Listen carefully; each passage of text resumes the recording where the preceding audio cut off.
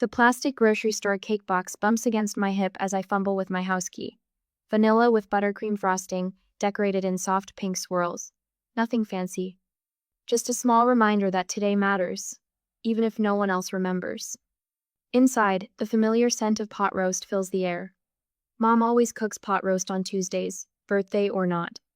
The kitchen calendar hanging by the refrigerator still shows last month's page. My 30th birthday unmarked in its little square. Clara? Dad's voice carries from the dining room. That you? Yes, just getting home from work. I slide the cake box behind the fruit bowl, smoothing my cardigan. The same one I wore yesterday and the day before. The same one Dad said made me look like a librarian when I bought it. The dining room falls silent as I enter. Mom and Dad sit at opposite ends of the table, the overhead light casting shadows across their faces. Dad's fork scrapes against his plate with military precision. Mom's eyes stay fixed on her green beans, each one cut into identical pieces. You're late, Dad says, jabbing his fork toward the empty chair. Sorry, traffic was backed up on Lincoln. I sink into my seat, the wood creaking beneath me. A plate waits at my place, the pot roast already getting cold. I stop to pick up. Your mother and I need to talk to you. Dad sets down his fork. The tines align perfectly with the edge of his plate. My throat tightens. I reach for my water glass, buying time. What about? Mom's fork freezes halfway to her mouth. A green bean dangles, then falls. You're 30 now. Dad's voice carries the same tone he used when telling me my childhood dog needed to be put down. Time to stop freeloading. We want the house back to ourselves.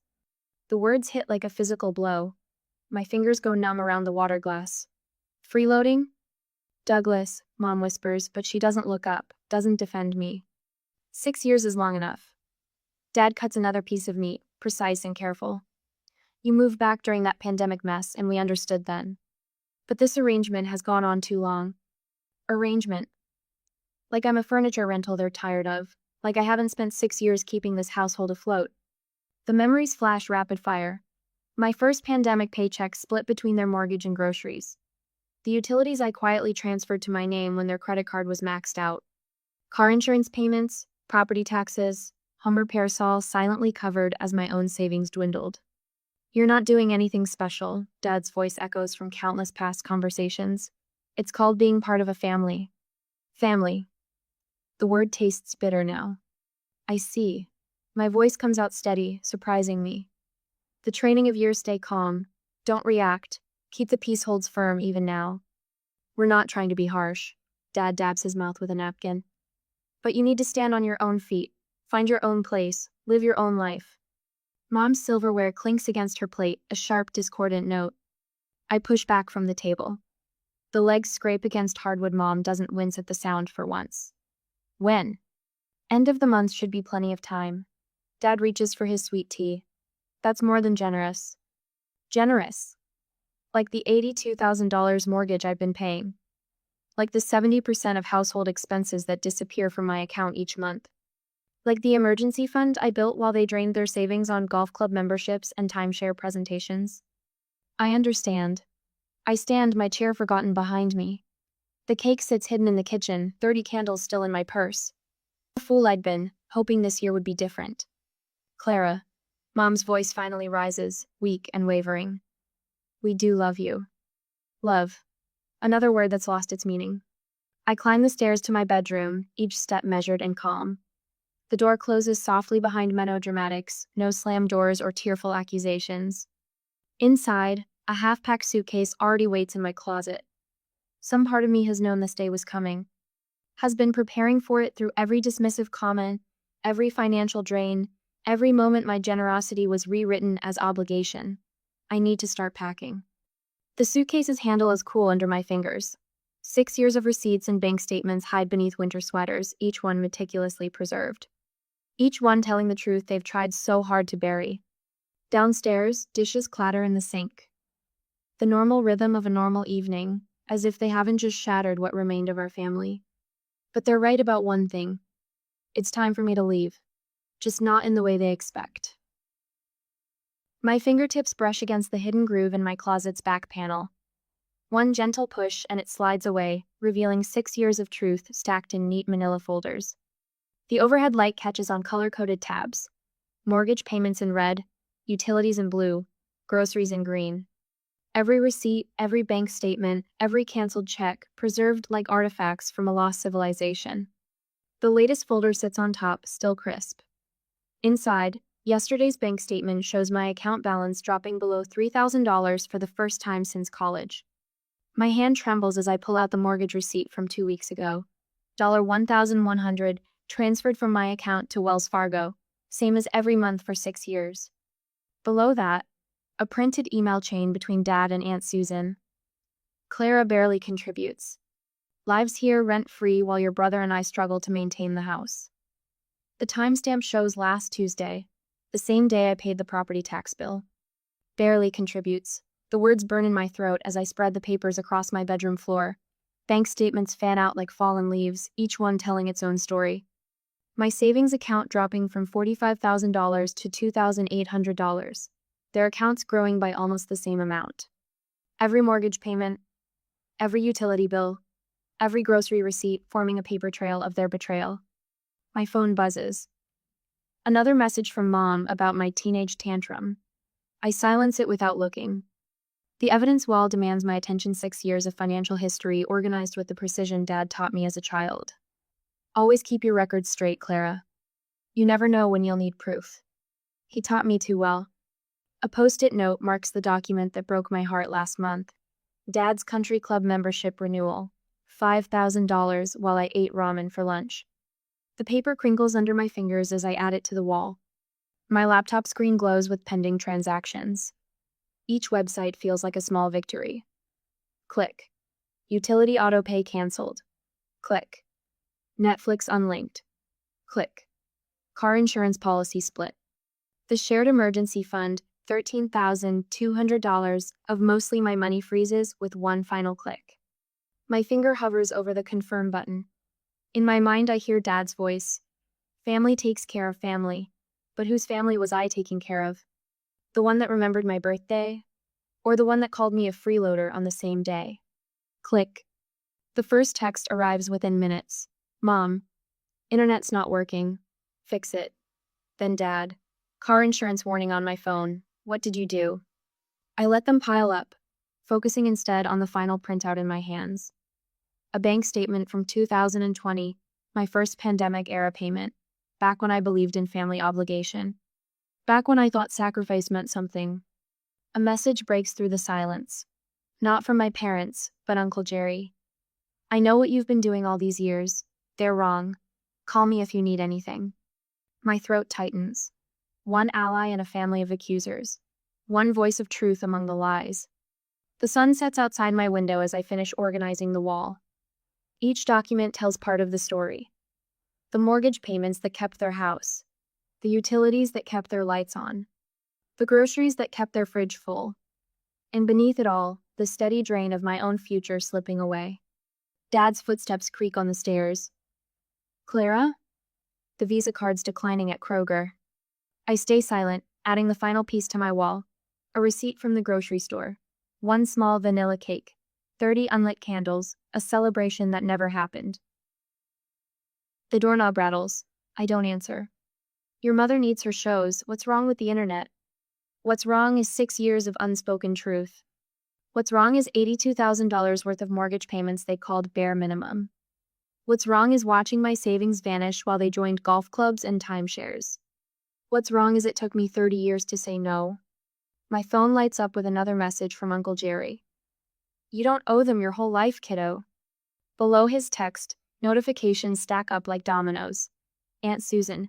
How could you do this to your parents? Cousin Rachel. They gave you everything. Mom again.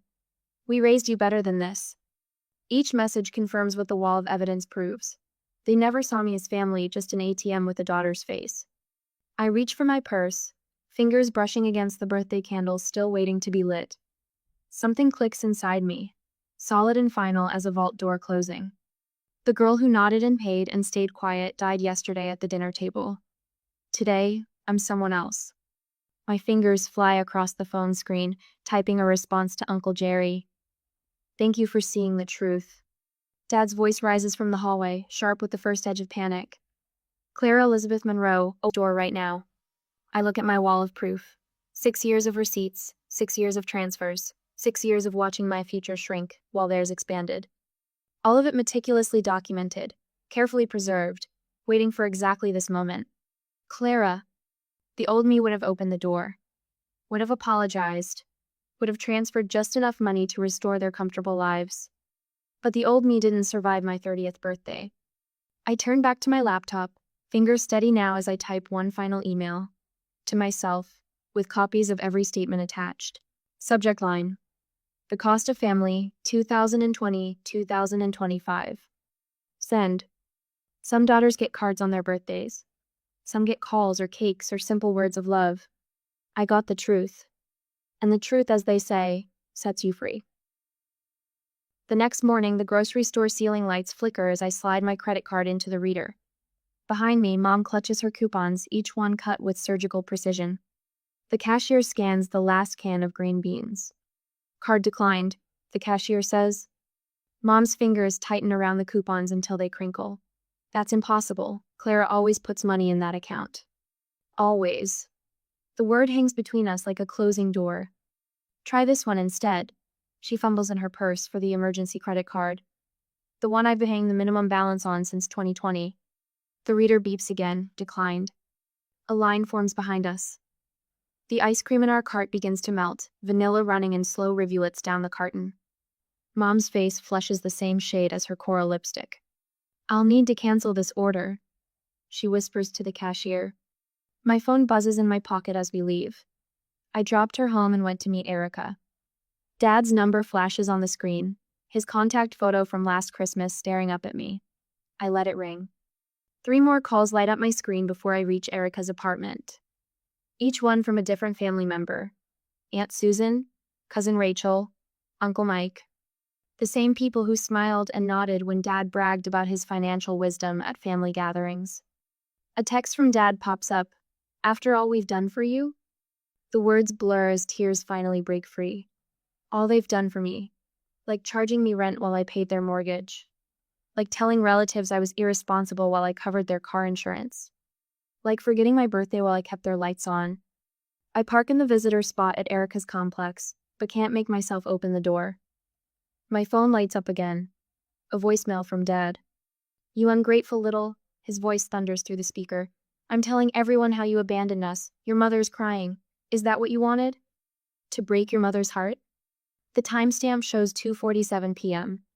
Right when his truck insurance card would have shown coverage terminated on his phone. Another call, this time from Mom's friend Barbara at church. Clara, honey, your mother told me what happened. How could you cut off their internet during her favorite show? She needs that connection. I silence the phone and rest my forehead against the steering wheel.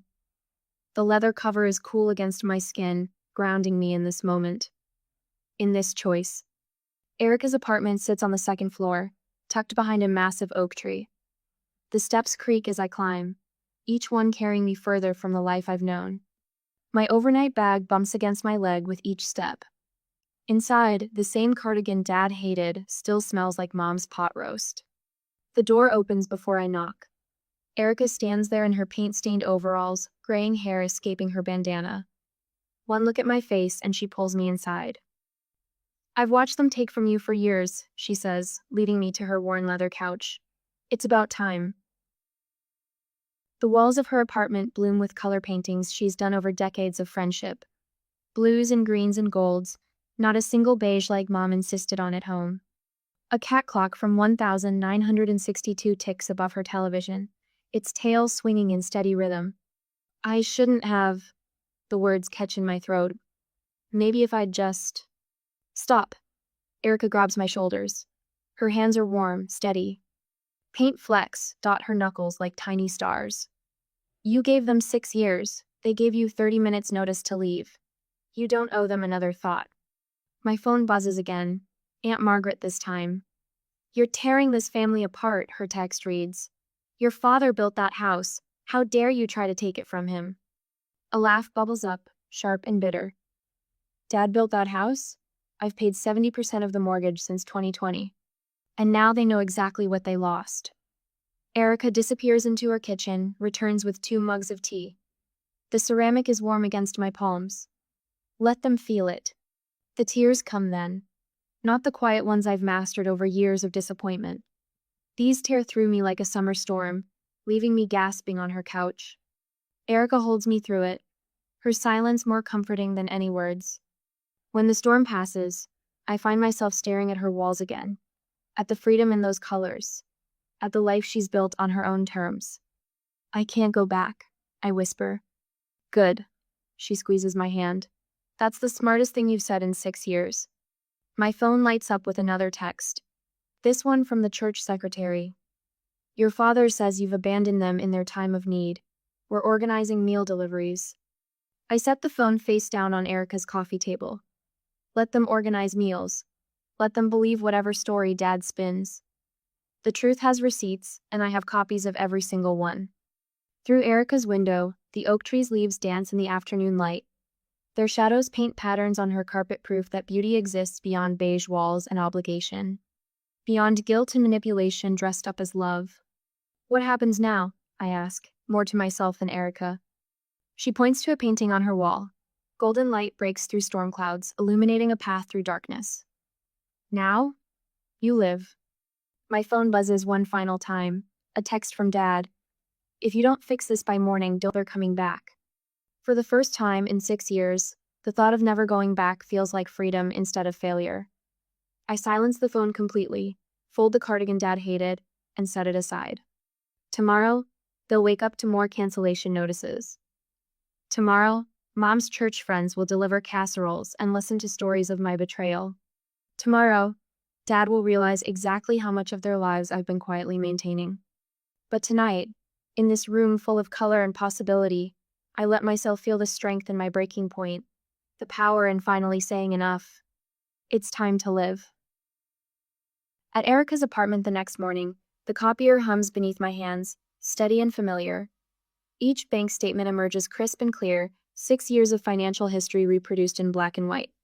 No highlighting, no annotations, just numbers telling their own story. My fingers smooth each page into the manila envelope. Mortgage statements, utility bills, property tax payments. Transaction history is showing the slow drain of my accounts while my parents' savings grew. Raw data, impossible to dispute. An hour later, Pastor Williams's office door stands half open, morning light spilling onto the worn carpet. Inside, he sorts through his Sunday sermon notes, reading glasses perched on the end of his nose. The same glasses he wore when I was 10, watching our children's Christmas pageant from the front pew. Clara? His eyebrows lift as I step inside. What brings you by on a Tuesday? I place the envelope on his desk. The paper is smooth under my fingertips, unremarkable except for the weight of truth it carries. Some information I thought you should have. A small note rests on top. The truth, with receipts. He opens the envelope slowly, methodically, the way he opens his Bible before each sermon. The first page emerges a mortgage statement from 2020. His eyes widen behind those reading glasses. Good Lord. The words come out soft, almost a prayer. You've been paying 70%? I stand quietly as he pages through the documents. Let the numbers speak for themselves. Let them tell the story my parents have tried so hard to bury. Clara, I had no idea. He removes his glasses, polishing them with his handkerchief. A habit I've watched since childhood, whenever something troubles him deeply. Your filed to counsel such a different story. I know. The words come out steady, certain. No anger, no accusations, just truth. Pastor Williams's hands tremble slightly as he returns the papers to their envelope. I'll need time to process this. Take all the time you need. I turn toward the door, then pause. I'm not asking you to take sides. I just thought someone should know the whole story. The truth spreads through our small town like a stone dropped in still water. Ripples of revelation touching one person after another. Mrs. Henderson at the grocery store catches my eye over the produce display. I heard about the mortgage payments, dear. My Harold and I had no idea. Her weathered hand pats mine, rough from decades of gardening. You're a good daughter, maybe too good. At Sunday service, the usual crowd of sympathizers around my parents' pew thins noticeably. Heads turn when Douglas stands to make announcements, whispers following his words about family loyalty with new understanding. Even the parish council meeting minutes tell the story. My father's complaints about my abandonment meet silence instead of support. The same council members who once nodded along now study their coffee cups, the weight of receipts and bank statements heavy in their minds. The doorbell at Erica's apartment chimes on a Wednesday evening. Through the peephole, I see them, Douglas and Irene, standing awkwardly on the welcome mat. Irene clutches her purse like a shield. Douglas wears his Sunday suit, the one reserved for important business meetings and funeral homes. I'm not sure this is a good idea, Erica says from behind me. Want me to tell them you're not here? I shake my head. No, I can handle this. They've rehearsed their opening lines. I see it in the careful way Douglas straightens his tie, how Irene's fingers twist her wedding ring. The same preparations they made before asking the bank for loan extensions, before convincing relatives to invest in Douglas's failed business ventures. Clara, my father's voice carries that familiar tone of reasonable authority. We've come to talk things through, like family should. I leave the security chain latched, speaking through the narrow gap. I'm listening. This situation has gotten out of hand. He glances at the neighboring apartments, lowers his voice. These stories spreading around town, the damage to her reputation. You mean the truth spreading around town, I correct quietly. We're willing to forgive your emotional reaction. Douglas straightens, a businessman preparing his final offer. But we need you to release the emergency fund. Immediately. The old fear flutters in my chest, the urge to give in, to keep peace at any cost. But it fades quickly, replaced by a calm certainty. I've given enough. If you force our hand, Douglas's voice hardens, we'll have no choice but to tell everyone. Tell them what? The words come out gentle, almost curious. That I paid 70% of your mortgage? That I covered the property taxes while you joined the country club? That I drained my savings to keep you afloat while you called me a freeloader? Irene flinches. Douglas's face reddens. Everyone already knows. I meet their eyes through the gap. I didn't have to say a word, the numbers spoke for themselves. My phone buzzes later that night, their numbers flashing on the screen. Once, twice, 3 times. Each call easier to decline than the last. In Erica's spare room, I stretch out on the futon that's become my temporary bed. The weight of financial obligations no longer presses on my chest. No mortgage payments to calculate, no utility bills to juggle, no constant mental math to ensure their comfort. For the first time in 6 years, I breathe freely. The truth is out there, carved in the bedrock of bank statements and payment records. Not through drama or accusations, but through the quiet power of undeniable facts. My finger hovers over the phone as it lights up again. Douglas's number. I press decline and turn out the light. Some battles are won not with shouting, but with silence. Some victories come not from what you say, but from what you finally stop saying yes to. Tomorrow, they'll try again. But tonight, in this quiet room, I am finally free.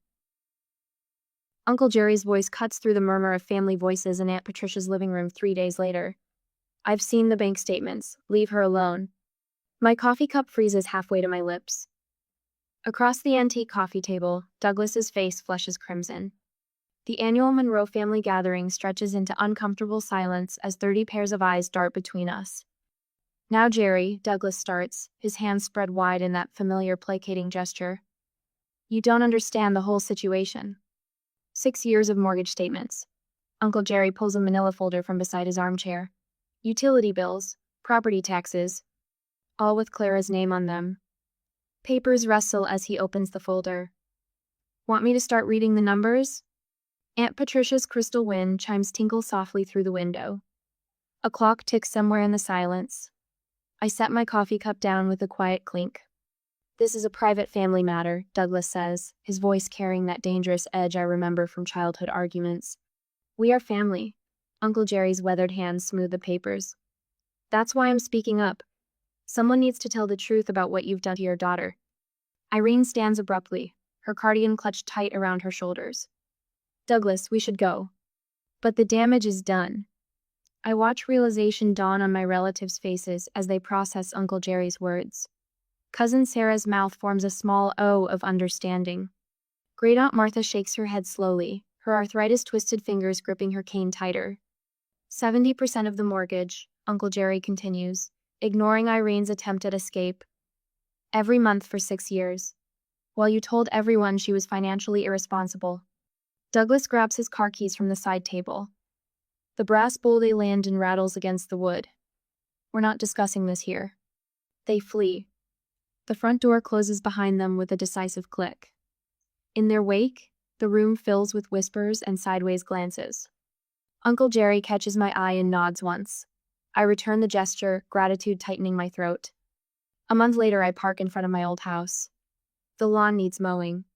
Dead petunias droop in the window boxes Irene used to tend obsessively. The screens on the front windows hang slightly askew, and paint peels around the doorframe.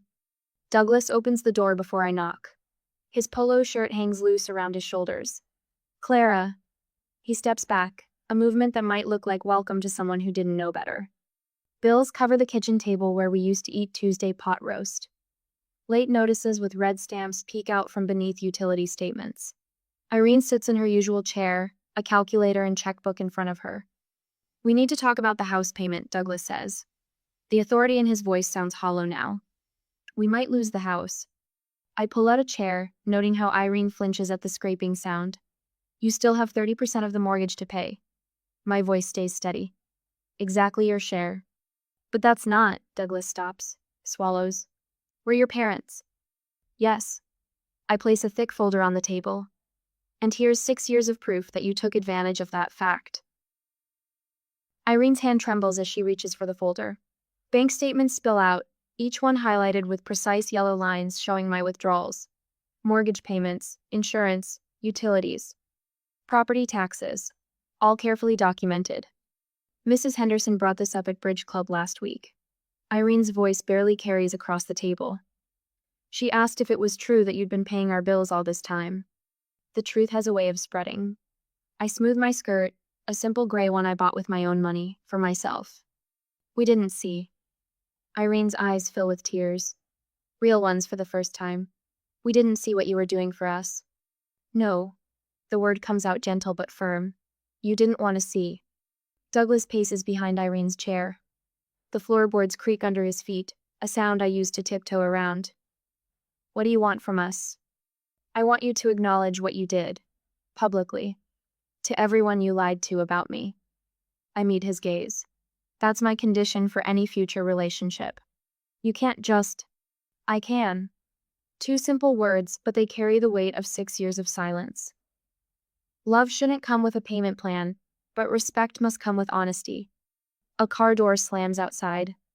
Through the window, I watch Mrs. Henderson walk past, her golden retriever trotting beside her. She glances at the house, at the peeling paint and dead flowers. Her eyes meet mine through the glass. Nods once, solemn and knowing. Take time to think about it. I stand, my chair scraping against linoleum that needs replacing. You know where to find me when you're ready to tell the truth. Irene's sob follows me to the door. I pause, my hand on the knob. I don't hate you. The words surprise me with their honesty. But I don't trust you. That's the difference you'll have to live with. Outside, summer sunshine warms my face. A breeze carries the scent of fresh-cut grass from other, better-maintained lawns. My sensible shoes tap against the cracked sidewalk as I walk to my car. Behind me, the house stands silent. My parents watch from the window. I feel their eyes on my back. But I don't turn around. Some moments don't need witnesses to be powerful. In my rearview mirror, the house grows smaller. 6 years of my life, measured in mortgage payments and silent sacrifices. But the road ahead stretches clear and open, leading somewhere new. Somewhere better. Somewhere mine. The key slides into the lock with a satisfying click a month later. My key. My lock. My $690 a month slice of freedom. The studio apartment smells of fresh paint and possibility, sunlight streaming through windows I can open or close without permission. I set down the last box from Erica's car and survey my domain. The furniture tells its own story. A threadbare armchair from the church thrift store. A kitchen table rescued from someone's curb. Mismatched plates that speak of beginnings rather than hand-me-downs. Each piece chosen by me. For me. The walls glow pale blue in the morning light. Not the respectable beige my mother insisted upon, not the buttercream yellow that suits a family home. Just blue. My blue. The color of summer skies and robin's eggs and everything that speaks of fresh starts. The birthday candle sits on my window ledge, still wrapped in its thin paper sleeve. 30 years old, never lit. I touch it gently, remembering the cake hidden behind the fruit bowl all those months ago. But the ache has mellowed, transformed into something wiser. The candle stays not as a monument to hurt, but as a reminder that some gifts we have to give ourselves. This corner needs something. Uncle Jerry's voice carries from the doorway. He holds up a bag from Home Goods, his smile warm beneath his silver hair. Thought you might like this. Erica peers around him, carrying a plant I'm pretty sure came from her own living room. We come bearing housewarming gifts. And takeout. Nobody should cook on moving day. The Chinese food containers crowd my small table, sweet and sour sauce mixing with stories and laughter. No tension thrums beneath the surface. No careful weighing of words. Just the simple pleasure of people who want nothing from me except my company.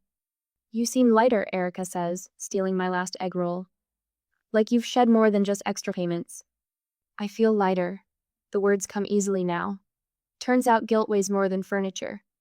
Uncle Jerry nods, understanding in his faded blue eyes. Your mother called again yesterday. Wanted to know if I'd talk to you about the emergency fund. My chopsticks pause halfway to my mouth. 6 months ago, that statement would have sent me spiraling into explanation and justification. Now I just shrug. Did you? Told her I wasn't her messenger service. He winks. And that she raised a daughter smart enough to know her own mind. The evening settles into comfortable silence. Through my window, I watch the sunset paint the sky the same shade as my walls. A text lights up my phone, Mom again. I let it sit unanswered. Not forever, but for now. On my terms. Tomorrow I'll open a savings account with my name alone on the signature card. The money that once vanished into my parents' endless needs will build my own future instead. Small deposits, safe harbors. Seeds planted in soil that's finally mine to tend. The housewarming gifts wait to be unwrapped. Practical things from neighbors who've chosen sides without my asking. Barbara from 3 doors down brought dish towels and quiet approval. Even Pastor William stopped by with a coffee maker and conversation carefully steered away from my parents' empty pew. You know what this place needs? Erica roots through the Home Goods bag Uncle Jerry brought. A proper birthday celebration, better late than never. She pulls out a small silver house, dangling from a ribbon. Not a toy, not quite an ornament. A talisman, maybe. A symbol of foundations built on choice rather than obligation. For your wall, Uncle Jerry says gruffly. So you remember. Remember what? He doesn't say. That I'm stronger than I knew? That family can be chosen? That sometimes the bravest thing is simply opening your own door with your own key? I hang the silver house where the morning sun will catch it. Let it shine like a beacon, like a promise. Like the future stretching out before me, unmarked and mine to explore. The text from Mom still waits, glowing softly in the growing dark. I'll answer it tomorrow or maybe the next day, when I'm ready. When the words come from strength rather than habit. After all, I have time now. A whole new chapter, written in pale blue and possibility. And this time, I'm holding the pen.